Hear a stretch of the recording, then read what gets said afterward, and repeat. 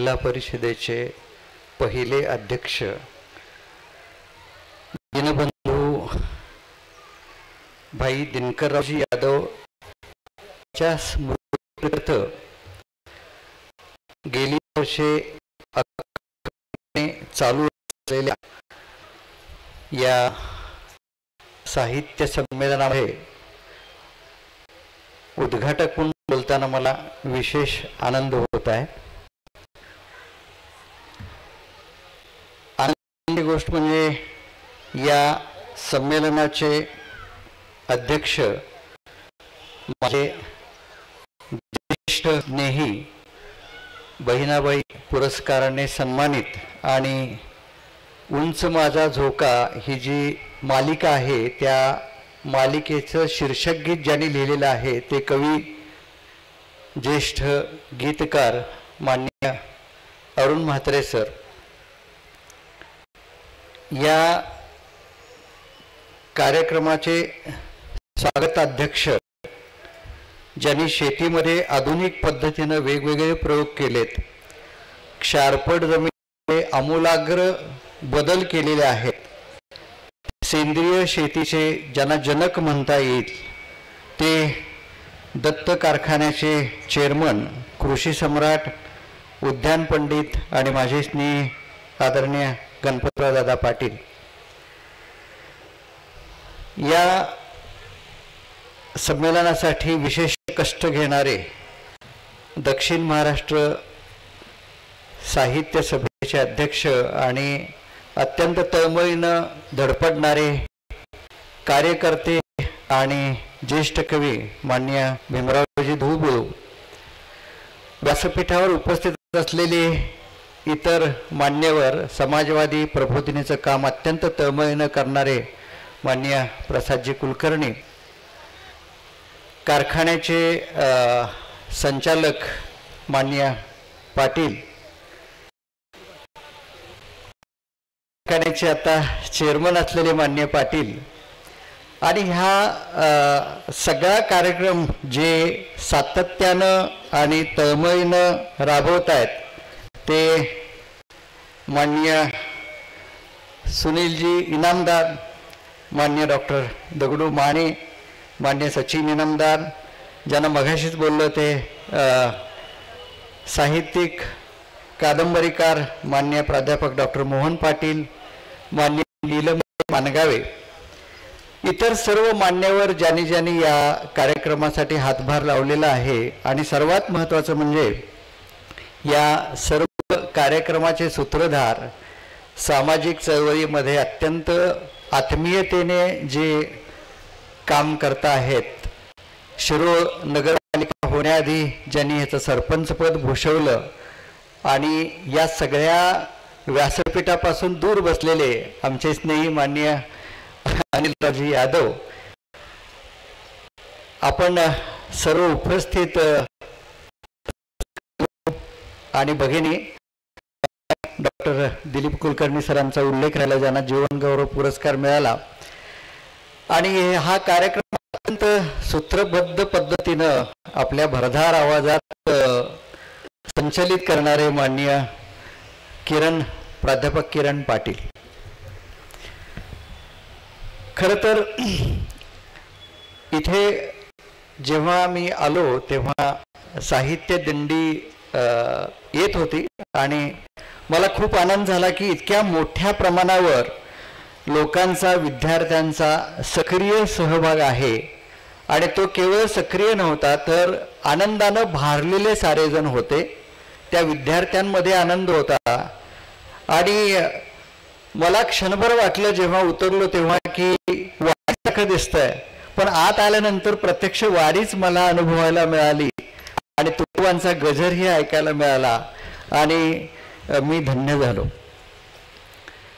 खरं तर शिरोळ सारख्या ठिकाणी म्हणजे जिथे कृष्णा, पंचगंगा, या नद्यांनी हा परिसर सगळा सुजलाम सुफलाम केलेला आहे, शेतीला अत्यंत मोठ्या पातळीवर, मोठ्या दर्जावर ज्या शेतकऱ्यांनी आणि इथल्या कष्टकऱ्यांनी नेऊन ठेवलेलं आहे त्याच मातीमध्ये साहित्याचा गजर हा सतत 10 वर्ष सुरू आहे आणि आपण सर्वांनी चालू ठेवलेला आहे, याचं मला विशेष कौतुक वाटतं. इथं असलेल्यांना गेली 10 वर्षे चांगली साहित्याची मेजवानी मिळत असेल यात शंका नाही.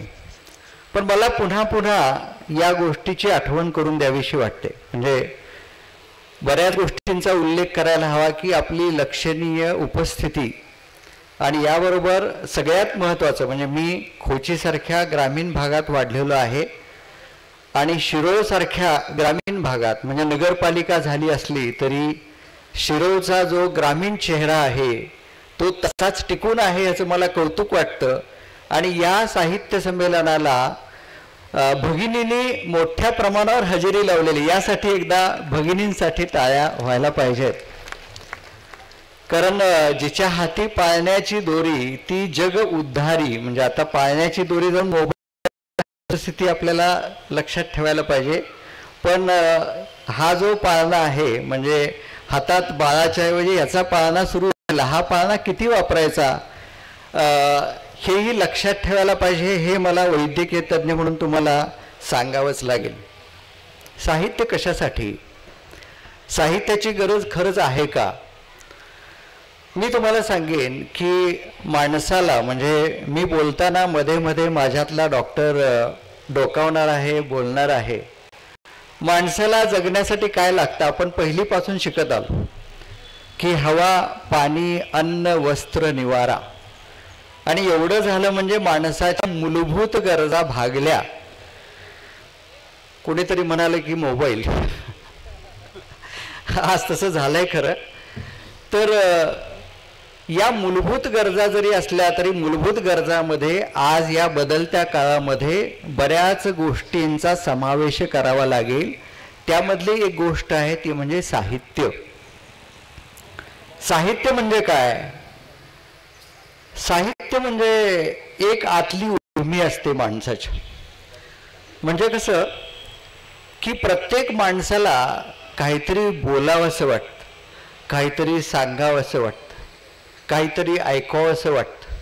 म्हणजे आपण एखाद्या कार्यक्रमाला गेलो, म्हणजे आज तुम्ही इथं साहित्य संमेलनाला आलात, दुपारच्या भोजनानंतर काव्य संमेलन झाल्यानंतर संध्याकाळी जेव्हा जाल तेव्हा या कार्यक्रमाला जे नसतील त्यांना तुम्ही सांगाल आज साहित्य संमेलन असं झालं बरं का, हे उपस्थित होते बरं का, हे असं असं बोलले बरं का. तर ही जी सांगण्याची उर्मी आहे त्यातून आपल्याला एक आनंद प्राप्त होतो. म्हणजे कथा, गोष्ट, कादंबरी, कविता, नाटक या सगळ्या प्रकारातून माणूस व्यक्त होत असतो. आणि हे व्यक्त होणं जर सुरू राहिलं तर माणूस हेल्दी राहतो, म्हणजे निरोगी राहतो. म्हणून साहित्याची गरज आहे. साहित्य म्हणजे केवळ कागदावर लिहिलेलं, छापलेलं एवढंच नव्हे. आता मी जे बोलतोय ते साहित्यच आहे, तुम्ही जे ऐकताय ते साहित्य आहे. उंच माझा झोकामध्ये जे शीर्षक गीत आहे ते साहित्य आहे. नाटकामध्ये जे काही ऐकतो ते साहित्यच आहे. आणि तुम्ही एखादा स्टेटस ठेवताना तो जर चांगला असेल तर ते सुद्धा साहित्यच आहे. म्हणजे पुस्तकं वाचायची सोडून ते करू नका. डॉक्टरनी सांगितले ते साहित्य, मग त्यातच गुरफटू नका. त्या लेखनाला म्हणजे कधीही क्षर न होणारं, क्षय न होणारं म्हणजे ते अक्षर, कायमस्वरूपी राहणारं ते म्हणजे अक्षर. बरेच लोक जेव्हा आम्ही विचारतो की तुम्ही वाचता का, तर ते म्हणतात वाचतो. काय वाचता, तर मोबाईलमधले मेसेज वाचतो. व्हॉट्सअप किंवा इंस्टाग्राम किंवा मोबाईलमधले मेसेज वाचणं म्हणजे वाचन नव्हे. तरुण पिढीला मुद्दाम मला सांगावंसं वाटतं की या इलेक्ट्रॉनिक मीडियामधलं जे वाचन आहे किंवा जे श्रवण आहे किंवा जे दृश्य आहे ते सगळं स्खलनशील असतं. पण पुस्तकांचं वाचन हे सृजनशील, सर्जनशील असतं. तर या दोन मधला फरक हा तुम्ही समजावून घ्यायला हवा. आणि मी जे सांगतो तुम्हाला की साहित्य म्हणजे संवाद, साहित्य म्हणजे एकमेकाशी बोलणं, साहित्य म्हणजे काही व्यक्त होणं, साहित्य म्हणजे काही सांगणं. पण मी तुम्हाला सांगेन साहित्य म्हणजे बऱ्याच लोकांना केवळ मनोरंजन असं वाटतं. कथा वाचली, गुदगुल्या झाल्या, विनोद वाचला, आनंद वाटला, गाणी म्हटली, एक संगीत ऐकलं, म्हणजे केवळ साहित्याला मनोरंजन मूल्य आहे असं नाही, तर साहित्याला अनेक कंगोरे आहेत. साहित्याला राजकीय मूल्य आहे, ऐतिहासिक मूल्य आहे, सांस्कृतिक मूल्य आहे, कलात्मक मूल्य आहे, तात्विक मूल्य आहे आणि नैतिक मूल्य देखील आहे. हे कुणासाठी? जे समजून घेतात त्यांच्यासाठी.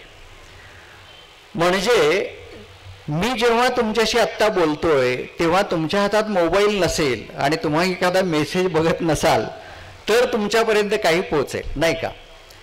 आता तुम्ही मेसेज बघत नाही, मोबाईल बघत नाही, माझ्याकडे लक्ष आहे, पण माझी भाषाच जर तुम्हाला कळत नसेल तर त्याला काहीच अर्थ नाही, नाही का? म्हणजे मण्ಣಿनावर उरी होगिದ್ದು अंगड्या होदा इकडे बंद बक्का ನನಗೆ ಹೇಳಿದ की ನನಗೆ ಹೊಟ್ಟೆ ನುಚ್ಚಲಾಕತೈತಿ. आता ज्यांना कन्नड येते त्यांना हे कळेल, ज्यांना कन्नड येत नाही त्यांना हे समजणार नाही, नाही का? तेव्हा भाषा महत्वाची.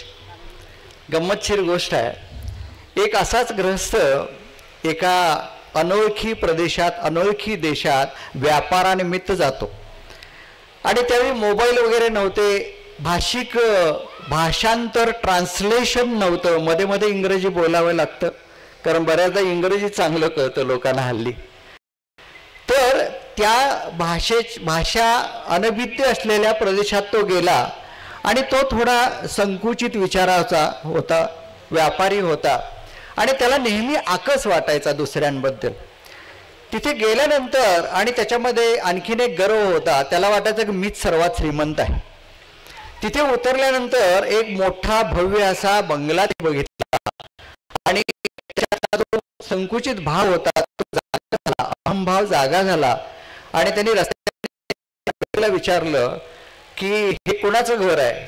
अर्थात याची भाषा वेगळी, त्याची भाषा वेगळी आणि त्यांनी फक्त बोट दाखवलं की हे घर कुणाचं आहे. याला माहिती नव्हतं की त्याला भाषा येत नाही आणि तो म्हणाला की कैवत्सण. आता कैवत्सण याचा अर्थ मला माहीत नाही असा त्यांच्या भाषेत अर्थ होता. याला वाटलं कैवत्सण नावाचा कोणीतरी गृहस्थ आहे तसं आहे. त्याच्या मनामध्ये कैवत्सणाबद्दल मत्सर जागा झाला. तसाच पुढे चालत गेला आणि मोठी भारी कार एक चालली होती. आता तो पहिला ग्रस्त निघून गेला, आता दुसरा ग्रस्त दिसला, तो म्हणा ही कार कुणाची आहे? आता त्यालाही माहित होतं, म्हणाला कैवत्सण. अरे बोल कार सुद्धा कैवत्सणाची आहे. कैवत्सणाबद्दल त्याला राग यायला लागला आणि तो चालत चालत गेला तर तो बंदरावर गेला आणि त्या जहाजात बऱ्याच मोठ्या मोठ्या चांगल्या चांगल्या वस्तू उतरत होते आणि त्याला परत मत्सर जागा झाला की एवढ्या सगळ्या किमती वस्तू आहेत त्या कुणाच्या आहेत? त्याने विचारलं हे कैवत्सण मला माहित नाही, पण याला वाटलं की त्या कैवत्सणाच्याच आहेत. त्याच्या मनात जळफळाट निर्माण झाला. आता त्या कैवत्सण एकदा मरून जावं असं उगीच वाटलं. असं वाटतं आपल्याला बऱ्याचदा. दैनंदिन जीवनात जगताना आपण जेव्हा स्वतःचाच विचार करतो तेव्हा असे वाईट वाईट विचार मनात येत असतात आणि वाईट विचार काढण्याचं काम साहित्य करत असतं. साहित्य का वाचायचं? तर यासाठी. तर त्याच्या मनात तसा विचार आला की हा कैवत्सण मरून जावा आणि बऱ्याच लोकांना वाटतं की मलाच दैवी देणगी मिळालेली आहे, माझ्या मनात आलं की असं होतं, असा एक भ्रम लोकांच्या मध्ये असतो.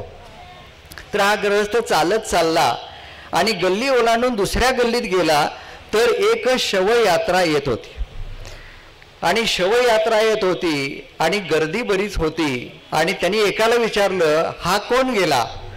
तिथल्या गृहस्थानं सांगितलं की कैवत्सण मला माहित नाही. आणि ह्याला प्रचंड आनंद झाला की माझ्या मनात आलं होतं कैवत्सण एकदा मेला. तर मला हे सांगायचं आहे की भाषा आली पाहिजे, नाहीतर असा गोंधळ होतो. आणि भाषा यायची असेल तर आपण ज्या साहित्य संमेलनासाठी जमलोय त्या मराठी भाषेचा तरी आदर व्हायला पाहिजे. मराठी भाषा आपण जागी ठेवली पाहिजे, जागृत ठेवली पाहिजे. मला वाटतं भारतामध्ये 22, 28, 30 अशा भाषा असल्या तरी बोली भाषांचा विचार करता जवळजवळ 780 बोली भाषा आहेत आणि गेल्या शतकामध्ये जवळपास 200 भाषा ह्या लुप्त पावत चाललेल्या आहेत असा एक अशी आकडेवारी आहे. आणि येत्या 100 वर्षात आपण जर फक्त याच्याच नादी लागलो तर आणखीन एक 100 बोलीभाषा नाहीशा होतील अशी एक शक्यता आहे. आपली मराठी भाषा ह्या 2024च्या घटस्थापनेच्या दिवशी राजभाषा झाली. तर राजभाषा झाली पण ती ज्ञानभाषा व्हायला पाहिजे. म्हणजे आपण जे लिहितो, आपण जे ऐकतो, आपण जे वाचतो, आपण जे शिकतो, विशेषतः मराठी माध्यमातून शिकणाऱ्या मुलांना मराठीची वेगळी ओळख करून द्यायला हवी. आणि मला वाटते ही जबाबदारी इकडे बसलेल्या सर्व शिक्षकांवर आहे. शिक्षकांनी मराठीचा शास्त्रशुद्ध अभ्यास करायला पाहिजे. खरं तर मराठी ही शास्त्रशुद्धच भाषा आहे. जगातल्या 10 पहिल्या नंबरामध्ये मराठीचा नंबर लागतो, लक्षात घ्या. कारण मराठीचा जो गाभा आहे, ढाचा आहे, त्याचा जो पाया आहे तो शास्त्रावर अवलंबलेला आहे. तर आपण जे क ख ग घ ग च छ ज झ ङ त थ द ध ण हे ट ठ ड ढ ण हे जे दंतव्य, तालव्य वगैरे जे प्रकार आहेत हे शिक्षकांनी आधी समजून घ्यायला हवेत आणि ते मग मुलांना शिकवायला पाहिजेत. म्हणजे आपले स्वर जे आहेत ते ओठ न करता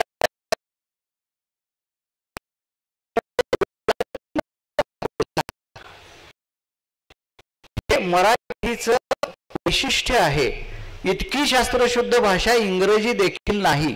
म्हणजे HIGH हाय आणि COUGH कफ याचा उच्चार असा का मुलांना आपण सांगू शकत नाही. मराठीमध्ये ते आपण व्यवस्थित सांगू शकतो.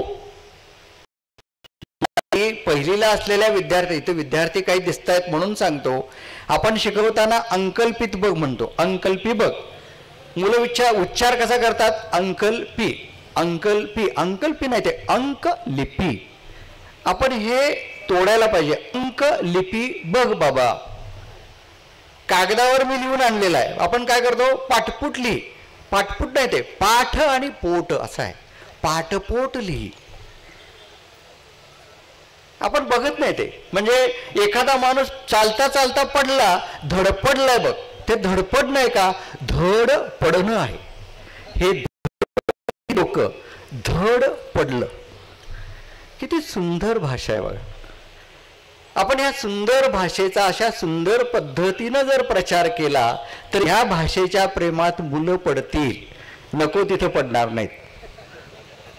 आणि मग ते वाचायला लागतील. आणि एकदा वाचायला लागले की पुन्हा थांबवावं लागेल की आता वाचन बंद कर, जरा आता खेळायला जा. आणि मग अशी एखादी खेळाडू तयार होते. मला आज पुरस्कार मिळाले, ज्यांच्या पुस्तकांचं प्रकाशन झालं त्या सर्वांचं कौतुक करावं असं वाटतं. आणि संयोजकांचं त्याहून अधिक कौतुक करावं असं वाटतं. सुनील पाटलांचं जास्त कौतुक करावं असं वाटतं. कारण त्यांनी या नवोदित लेखकांना, कवींना त्यांनी एक व्यासपीठ दिलं, प्रकाशन केलं. कारण प्रोत्साहन मिळणं महत्वाचं. कवीला, लेखकाला, वक्त्याला समोर श्रोते असतील, वाचक असतील, दाद मिळत असेल तर त्यामध्ये म्हणजे कुणी अश्रू पुसणारा असेल तर रडण्यात मजा आहे, लक्षात घ्या. समोर कोणच नाही मग रडत बसून का उपयोग. तर या सगळ्या यांचं मला कौतुक आहे. म्हणजे पूर्वी शेतकऱ्यांच्या समोर हे बोलणं मला योग्य वाटत नाही. एखाद्या बागेमध्ये एखादं झाड असेल आणि त्या झाडाला ते शेरडू किंवा करडू जेव्हा तोंड लावतं तेव्हा आपण त्याला हकतो, नको हात तोंड लावायला. पण तुम्हाला मी सांगेन की ज्या झाडाला असं शेरडू, करडू, शेळी तोंड लावून जाते, पानं फाडून जाते, तेव्हा ते झाड अधिक वाढतं. हे शास्त्र तुम्हाला शेतकरी म्हणून माहिती असेल. हे उदाहरण वेगळं असलं तरी जेव्हा तुम्हाला वाचकाची दाद मिळते तेव्हा त्या साहित्याला अर्थ असतो. साहित्य आणि समाज एकमेकापासून आपल्याला वेगळं करता येत नाही. म्हणजे एखाद्या जमिनीतून झाड उगवतं तसं समाजातून साहित्य उगवतं. तर समाजात जे जे चाललंय ते आपल्याला दाखवतं त्याचवेळी समाजात जे असू नये असं वाटतं लेखकाला ते साहित्य दाखवतं. साहित्यामध्ये मोठी ताकद असते, कारण साहित्यामुळं क्रांती होते, साहित्यामुळं उलथापालथ होते, राजकीय उलथापालथ होते, साहित्यामुळं एखाद्या विषयाला गती मिळते. रेचेल कार्सन नावाच्या एक बाई होत्या, रॅचेल कार्सन. त्यांनी 1962 मध्ये सायलेंट स्प्रिंग नावाचं पुस्तक लिहिलं. 1962 त्या बाईंनी दाखवून दिलं की आपण शेतामध्ये जे काही सेंद्रिय शेताचा विषय हा, आपण कीटकनाशक जी मारतो त्या कीटकनाशकामुळे हळूहळू पक्षी कमी व्हायला लागलेत. Silent spring.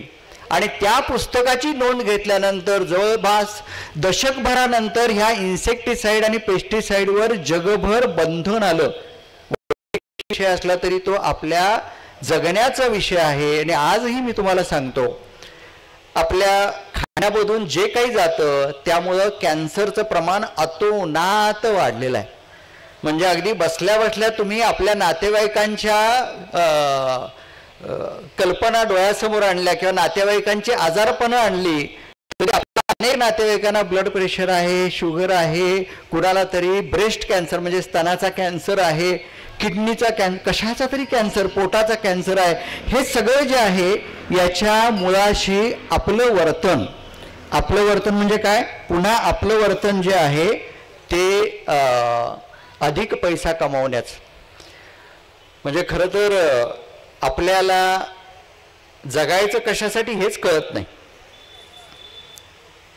आपल्याला वाटतं की आपलं हित मी करत जाईन, माझं हित करत गेलो म्हणजे मी यशस्वी झालो. म्हणजे आपणही सगळे पायंडे पाडलेले आहेत. हितमे सहितम सहितश्य भाव इति साहित्यम. हिताची गोष्ट कुणाच्या, इतरांच्या. मी माझंच हित साधत गेलो, मीच अधिक पैसा कमवत गेलो, मी माझा फायदा बघत गेलो आणि माझ्या समोर असलेल्या, माझ्या भोवताली असलेल्या, माझे ज्याला आपण लौकिकदृष्ट्या म्हणत नाही, म्हणजे माझा भाऊ, माझी बायको, माझी मुलं यांना सोडून आपण परके म्हणतो, यांचा विचार न करता मी जे काही हित साधतो त्या हिताला हित म्हणत नाहीत. इतरांचं हित जेव्हा बघतो तेव्हा त्याला साहित्य म्हणतो. साहित्याचा खरा अर्थ म्हणजे इतरांचं हित पाहण्याची दृष्टी जी देते त्याला खरं तर साहित्य म्हणायला हवं. आणि मला वाटतं आपण लहानपणापासून मुलांना जर हे शिकवलं तर मुलं चांगला नागरिक बनतील. आपण दुर्दैवाने हे शिकवत नाही. लहानपणापासून आपल्या ज्या डोक्यामध्ये, मेंदूमध्ये, मनामध्ये षडरिपू आहेत, म्हणजे काम, क्रोध, लोभ, मोह, मद, मत्सर, हे पालक लोक दुर्दैवानं खतपाणीच घालतो का असं मला खूपदा वाटतं. मूलभूत या ज्या विकृती म्हणूया किंवा दोष म्हणूया, व्यक्तिमत्वाला चालना न देणाऱ्या गोष्टी आहेत, ते काढून टाकण्यासारखं शिक्षण आपण मुलांना द्यायला पाहिजे. त्यासाठी आपल्याला मुलांमध्ये दयाभाव, करुणा, परोपकार या सगळ्या वृत्तींची जोपासना करायला शिकलं पाहिजे. आणि ह्यासाठी मला वाटतं गोष्टी उपयोगाला येतात. मी आणखीन एक गोष्ट सांगतो तुम्हाला. माणसामध्ये अर्थात हे थोडं आधी असावं लागतं. मी खूपदा असं बोललोय, दादांच्या एका शाळेत हे वाक्य बोललो मी की हल्ली मुलांना डॉक्टर करायचं एक मोहीमच आहे असं म्हणता येईल. म्हणजे मुलगा जेव्हा 10वीला जातो तेव्हा घराला 10वी लागत नाही, वाळवी लागते असं म्हणतात. म्हणजे वाळवीसारखी 10वी असते आणि मोठी वाळवी म्हणजे 12वी. म्हणजे टी व्ही काढून तेव्हा हे करा ते करा, ठीक आहे ना, पण त्याच्या मनाचा थोडा विचार करा. त्याला थोडंसं बाहेर जावं वाटतं, त्याला थोडं खेळावं वाटतं, त्या मुलीला थोडं हुंदडावं वाटतं. हे काहीच नाही, बंद खोलीमध्ये बंद. हे 10वी-12चं उदाहरण दिलं. पण जे लोक साहित्य वाचत नाहीत, जे लोक कथा वाचत नाहीत, जे लोक कविता वाचत नाहीत, त्यांची अवस्था अशीच आहे. म्हणजे खोली बंद करायची, दार बंद करायचं, फॅन लावायचा नाही, खिडक्या सगळ्या बंद, त्याला काचा नाहीत. साहित्य म्हणजे काय, ह्या खिडक्या उघडणं, दारं उघडणं, त्या खिडकीतून निरभ्र असं आकाश बघणं, खिडकीतून बाहेरचा रस्ता बघणं, खिडकीतून एखादं झाड बघणं, त्या झाडावर एखादं बुलबुल आलेलं असतं, एखादी साळुंकी आलेली असते, आणि हे पक्षी असे येतात आणि ते किलबिलाट करतात, रस्त्यावरून कुणीतरी जात असतो, कुणीतरी गात असतो, हे सगळं बघणं म्हणजे साहित्य. लक्षात घ्या, एखाद्या बीजामध्ये गुण असतात, आम्ही ज्याला गुणसूत्र म्हणतो, म्हणजे अनुवंशिक पद्धतीनं सगळं आलेलं असतं. पण एखादं बी तुम्ही जमिनीत न टाकता घरामध्ये चांगल्या सोन्याच्या डब्यात ठेवलं, त्याचं झाड कधीच होणार नाही. ते मातीतच टाकायला पाहिजे. त्या बियाला माती मिळाली पाहिजे, पाणी मिळालं पाहिजे, ऊब मिळाली पाहिजे, प्रकाश मिळाला पाहिजे, हवा मिळाली पाहिजे, तर त्यातून अंकुर फुटतं, वृक्ष होतो. तर तुमच्या मुलांना अशा साहित्य संमेलनात येऊ द्या, समाजात जाऊ द्या, माणसात मिसळू द्या, म्हणजे त्याला ऊब मिळेल आणि त्याचं व्यक्तिमत्व फुलेल. लक्षात घ्या, एक 3री-4थीला लहानगा मुलगा असतो आणि तो मुलगा एका खेळण्याच्या दुकानात जातो आणि त्या दुकानात गेल्यानंतर वेगवेगळी खेळणी तिथे असतात. त्या खेळण्यांमध्ये तो रमलेला असतो. दुकानदार येतो आणि दुकानदार म्हणतो, तुला कुठलं खेळणं पाहिजे? तो मुलगा जरा वेगळा असतो. तो त्या दुकानाच्या दाराशी बसलेले कुत्र्याचं पिल्लू असतं खरोखर, त्या पिल्लाकडे बोट दाखवतो आणि म्हणतो, ते मला पाहिजे. मालक म्हणतो, ते पिल्लू मी बाळगलेलं आहे, माझं पाळीव आहे, ते विक्रीला नाही आहे. मुलगा म्हणतो, आमच्या बाबांकडे पैसे आहेत, किती त्याची किंमत सांगा, मला पाहिजे. बघा, मालक म्हणतो ते मिळणार नाही. मग मुलगा हट्टी होतो, तो म्हणतो मला द्या, तुम्ही का देत नाही? आणि मग तो त्याचा चाणाक्षपणा आणि हुशारी बघून मालक म्हणतो, हे तुला देता येणार नाही. म्हटलं का? तो मुलग्याला का म्हटल्यानंतर तो मालक म्हणतो की त्या पिल्लाला उचलतो आणि त्याला म्हणतो की या पिल्लाला एक पाय मोडलेला पाय, ते अपंग आहे पिल्लू कुत्र्याचं, त्याला त्याचा सांभाळ तुला करता येणार नाही. आणि मग मुलगा काय करतो, आपली पॅन्ट वर घेतो, तो म्हणतो माझा पण एक पाय मोडलेला आहे आणि या पिल्लाचं दुःख मीच समजू शकतो, म्हणून मला द्या. मागचा पुढचा विचार न करता तो दुकानाचा मालक त्या मुलाला पिल्लू सुपूर्द करतो. बघा, याला आपण समानुभूती असं म्हणतो. हे जे येतं ते साहित्यातून येतं. कारण तुम्ही जर वाचन करत असाल तर वाचनातून आविष्कार, अनुभूती आणि त्यानंतर अभिव्यक्ती निर्माण होते. त्यासाठी वाचायला पाहिजे, चांगलं चुंगलं काहीतरी वाचत राहायला पाहिजे. ते जर तुम्ही केलं तर मला वाटतं सगळं होऊ शकेल. आपल्या मनातला जो भाव आहे, संवेदना आहे, त्या जाग करण्याचं काम हे साहित्य करतं. तुम्हाला उदाहरण देतो. हे उदाहरण काही लोकांनी कारण माझ्या खूप आवडीचं उदाहरण आहे. सांगलीमध्ये छातीरोग तज्ज्ञ म्हणून काम करत असताना अनेक वर्षांपूर्वी एक 75 क्रॉस केलेले गृहस्थ माझ्याकडे आले, भांड्याचे व्यापारी, आणि ते मला म्हणाले की डॉक्टर माझं सगळं चेकअप करा, ब्लड प्रेशर, कार्डिओग्राम, शुगर वगैरे सगळी बघा. मी म्हणाले का? ते म्हणाले की मला अमेरिकेला जायचं आहे. मी म्हणाल का अमेरिकेला जायचं आहे? माझी मुलगी तिथे आहे आणि तिला भेटायचं आहे. मी म्हणालो कधी परवा गेली का? नाही म्हणाले, लग्न होऊन 25 वर्ष झाली आणि मी तिच्याकडे कधी गेलोच नाही. मग एवढ्या वर्षानंतर का चाललाय? ते काय म्हणाले, बघा साहित्याची ताकद बघा. ते म्हणाले, मी भांड्याचा व्यापारी, ही सत्य घटना आहे, सांगलीतले ते व्यापारी. ते म्हणाले की मी काही वाचत नाही, पेपर सुद्धा म्हणजे वर्तमानपत्र सुद्धा वाचत नाही. डॉक्टर काय झालं, गेल्या रविवारी वर्तमानपत्राच्या पुरवणीमध्ये एक गोष्ट आली होती आणि माझ्या मुलाच्या मुलाने नातवानं ती मला वाचून दाखवली. त्या गोष्टीमध्ये असं होतं की मुलगी सासरी जाते आणि सासरी गेल्यानंतर तिला बाबांची खूप आठवण येत असते आणि बाबा गेल्यानंतर तिला अनावर होतं, हुंदके अनावर होतात आणि ती खूप आनंदित होते. मला आजपर्यंत कळलं नाही म्हणाले की अमेरिकेला तिकडे गेली, सुखात आहे. ती खूपदा मला बोलावून दमली, पण मला कळलं नाही. ती गोष्ट वाचल्यावर मला कळलं की मुलीला आनंद होऊ शकतो. ते ही खऱ्या अर्थानं माझ्या समोर घडलेली गोष्ट आहे. साहित्याची ही ताकद आहे.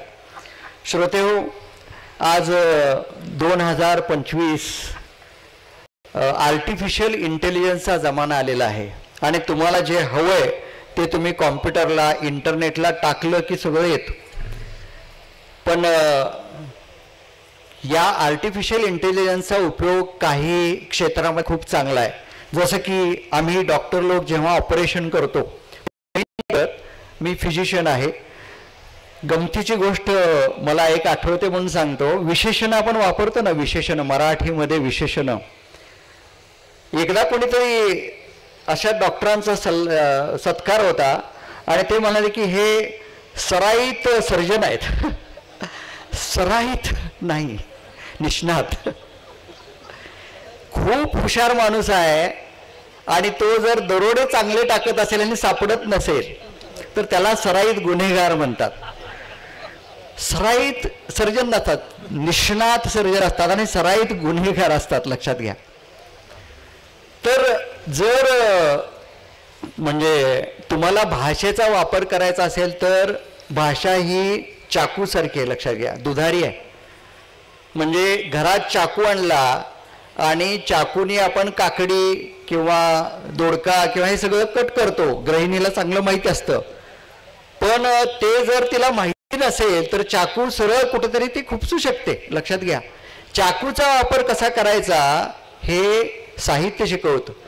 शब्दांचा वापर, आयुधांचा वापर, आपल्या वागण्यातला बोलण्यातल्या सगळ्या ढबी, हे सगळं साहित्य शिकवतं. आपण दुसऱ्याकडे बघून हे सगळं शिकतो. तर मी तुम्हाला AI बद्दल बोलत होतो. आर्टिफिशियल इंटेलिजन्समुळं काही शस्त्रक्रिया उत्तम झालेल्या आहेत. तर मानवी हालचाल, मानवी यापेक्षा AI मध्ये सगळं आहे. पण साहित्यामध्ये AIचा उपयोग शून्य आहे. कारण साहित्य ज्या गोष्टीवर अवलंबलेलं आहे किंवा उभं राहिलेलं आहे त्याचा जो पाया आहे तो म्हणजे संवेदनशीलता. आणि ही संवेदनशीलताच नसेल तर त्या AI निर्मित साहित्याला काही अर्थ असणार नाही, किंवा ते असेल कागदी फुलासारखं. आपला गुच्छ जो असतो त्याला सुगंध असतो, लक्षात घ्या. त्याला एक सॉफ्टनेस असतो, म्हणजे मऊपणा असतो. त्याला स्पर्श केल्यानंतर एक वेगळ्या आपल्याला जाणीवा होतात.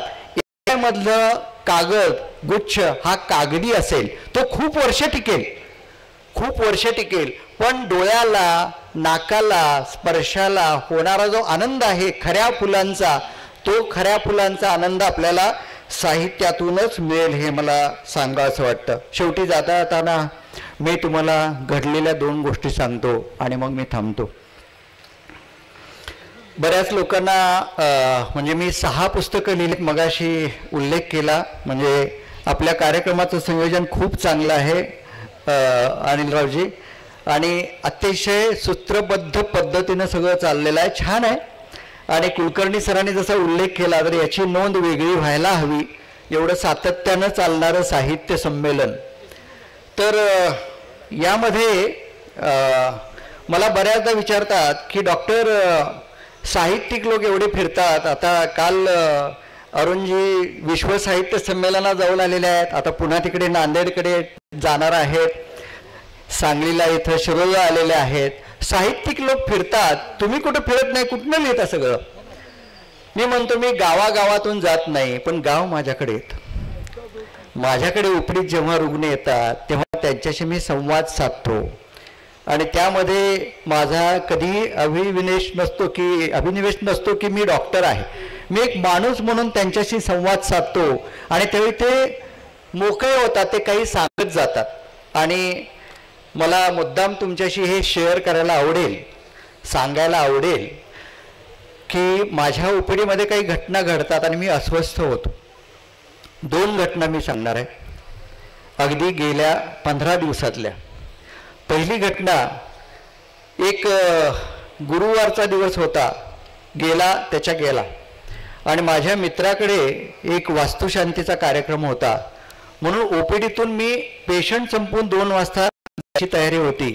तेवढ्यात एक साधारण 75 क्रॉस केलेल्या एक बाई आल्या बाहेर, अत्यंत चांगल्या घरातल्या, नीटनेटक्या, सुशिक्षित, सुसंस्कारित. आणि त्यांनी एक कागद दिला बाहेर की डॉक्टरना भेटायचं आहे, ह्या आल्यात म्हणून सांगा. माझी जरा गडबड होती तरी सुद्धा मी बोलवत आमच्या काउंटरच्या एक पूर्वा जोशी आणि मीरा ह्या दोघी आत आल्या. त्यांना धरावं लागत नव्हतं, व्यवस्थित होत्या, बसल्या माझ्यासमोर आणि म्हणालो बोला. त्या म्हणाल्या की मला तुम्ही ओळखलं नसेल, मी अमुक अमुक अमुक त्यांची मी आई, सांगलीमधले एक प्रतिथयश बिझनेसमन त्यांच्या त्या आई, मी ज्यांना ओळखत होतो. त्या म्हणाले की तुमच्याकडे यायचं प्रयोजन म्हणजे तुमच्या जनस्वास्थ्यमध्ये एक लेख मी वाचला होता आणि माझी एक समस्या घेऊन आली आहे, त्याच्यावर तुम्हाला काही उतारा मिळतोय का बघा. आणि मग हळूहळू त्यांचा आवाज कातर झाला, त्यांच्या डोळ्यात अश्रू आले आणि त्या म्हणाले ह्या दोघींना जरा बाहेर जाऊ द्या. शब्दांशिवाय सांगितलं, मला समजलं, मी त्यांना बाहेर जाऊ दिलं.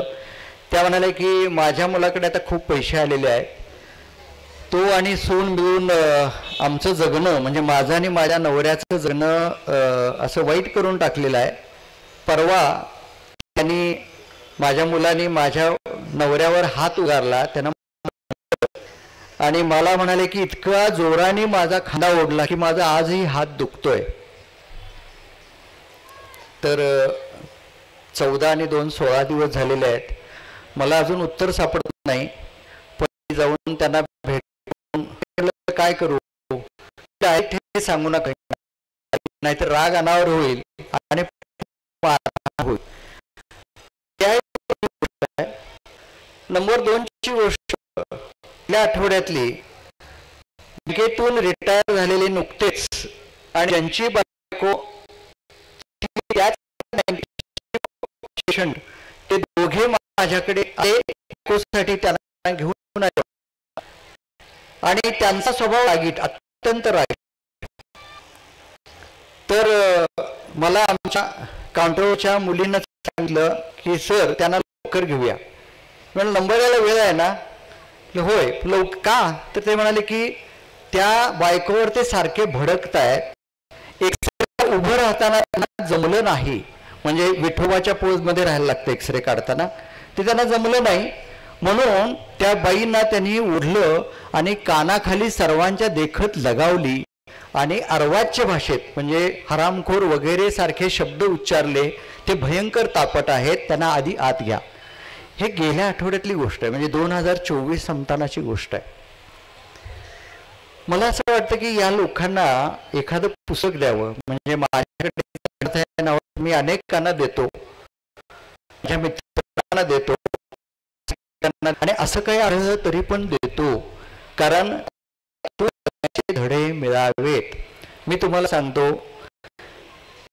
आपण या वर्तुळात जगतो, त्यामध्ये वर्तुळ असतात. मी आणि माझं कुटुंब, मी माझा एक क्षेत्र आणि माझं मित्र, या परिघामध्ये जगणं व्यक्त व्हा. म्हणजे जेव्हा एखादं दाम्पत्य एखाद्या डॉक्टरकडे येतं, म्हणजे मी मानसोपचार तज्ज्ञ नाही, डॉक्टर कुलकर्णी सरांचे चिरंजीव डॉक्टर चारुदत्त कुलकर्णी मगाशी होते इथं, ते मानसोपचार तज्ज्ञ आहेत. पण अनेक रुग्ण मानसिक विकाराने ग्रस्त असतात आणि आमच्याकडे श्वासाचा त्रास म्हणून येतात, हृदयाचा त्रास म्हणून येतात आणि त्यांचा ताण कमी केला तरी त्यांना बरं वाटतं. अशाच एका दाम्पत्याला जेव्हा नवरा पेशंट होता तेव्हा त्यांना विचारलं की तुम्ही असं का होतं, ते म्हणजे मला काही जमत नाही म्हणाले. आणि जेव्हा बायकोला प्रश्न केला का होतं असं, तर ते हल्ली काही बोलतच नाही, 5-6 महिने झाले शांत असतात. काय अडचण आहे, म्हणजे तुम्हाला मूल नाही, त्यांना मूल नव्हतं म्हणून असं आहे का, नाही म्हणाले, ते बरीच वर्ष नाही आहे. मूल होण्यासाठी प्रयत्न का करत नाही, तर मिस्टर म्हणतात की ते मूल माझ्यापासूनच व्हायला हवं आणि माझ्यामध्ये तर दोष आहे, बाहेरच्या कुठल्याही पद्धतीनं तिला मूल नको आहे, म्हणून तिची चिडचिड होत असावी. ती म्हणाली माझी चिडचिड होत नाही, पण मला दुःख चिडचिड होते. जेव्हा खोलवर जाऊन त्यांना विचारलं की का असं, तर ते म्हणाले मला समजत नाही, मला कुणाशी बोलावंसं वाटत नाही. आणि मग ते अंतर्मुख प्रवृत्तीचे व्यक्ती झाले होते. बहिर्मुखता नव्हती, म्हणजे आतल्यात गोठून घ्यायचं, म्हणजे संकुचित संकुचित संकुचित व्यक्तच व्हायचं नाही. म्हणजे आपली जी परिघ आहेत, मी आणि माझं कुटुंब, मी आणि माझा मित्रपरिवार, मी आणि माझं व्यवसाय क्षेत्र, बँकेत नीट काम करतात का, हो नीट काम करतात, लोकांशी बोलतात का, हो नीट बोलतात, पण व्यक्त हा परिघ जितका घट्ट घट्ट होईल तेवढे तुम्ही संकुचित व्हाल. आणि मगाशी मी सांगितलं की साहित्याची दारं उघडा. पुन्हा अशा व्यक्तीला एखादं पुस्तक द्यावंसं वाटतं, एखादं गाणं ऐका असं मला सांगावंसं वाटतं. म्हणजे गाणी ऐकणं हा सुद्धा साहित्याचाच भाग आहे, पण त्यातला अर्थ समजावून घ्यायला हवा. गाणी उगीच थिल्लर गाणी ऐकून साहित्य होत नाही, प्रसवलं जात नाही. म्हणून मला असं वाटतं की सगळ्यांसाठी म्हणजे केवळ न जगता इतरांसाठी जगण्याचा वसा जर घेतला, म्हणजे पुन्हा एकदा एक गोष्ट की जेव्हा एखाद्या व्यक्तीला म्हणजे समजा भीमराव धुळबुळ सरांना मला जर 10,000 रुपये द्यायचे असतील तर मी 10,000 रुपये त्यांना दिले की माझ्याकडचे गेले, काही काळासाठी तरी गेले. पण धुळबुळ सरांना मला आनंद द्यायचा असेल तर माझ्याकडचा आनंद कमी होत नाही, तो उलट वाढतो, लक्षात घ्या. म्हणून इतरांना आनंद देताना आपलाच आनंद वाढतो, ही साहित्याची ताकद आहे. पुन्हा एकदा आज घरी जाताना प्रत्येकानं आपापल्या घरी एक एक पुस्तक ठेवावं, प्रत्येकानं घरातल्यांशी प्रेमानं वागावं. आणि एक शेवटचा टेक होम मेसेज, म्हणजे आम्ही कॉन्फरन्सला जातो, म्हणजे गेल्याच गुरुवारी पुण्यामध्ये आमची श्वसनविकार तज्ज्ञांची कॉन्फरन्स होती आणि त्या कॉन्फरन्समध्ये एक मी लेक्चर दिलं होतं. तर आज टेक होम मेसेज काय तुमच्यासाठी, कॉन्फरन्समध्ये विषय सांगितल्यानंतर एक मेसेज असतो. मी तुम्हाला मेसेज देतो, घरात सगळ्यांशी चांगलं वागायचं म्हणजे काय, विचारपूस करायची. म्हणजे महत्त्वाचा मुद्दा. आज भगिनी मोठ्या संख्येने उपस्थित आहेत. इथे जे जे पुरुष उपस्थित आहेत त्या सगळ्यांच्या घरी आधी पुरुष जेवत असतील, नाही का? खरं आहे की नाही? पुरुष आधी जेवतात आणि नंतर त्यांच्या मिसेस जेवतात.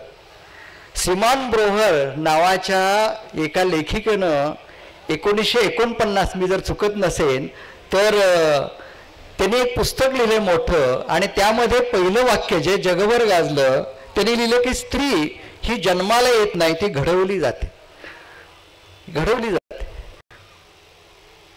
आणि माझ्याही आयुष्यातला किस्सा आहे.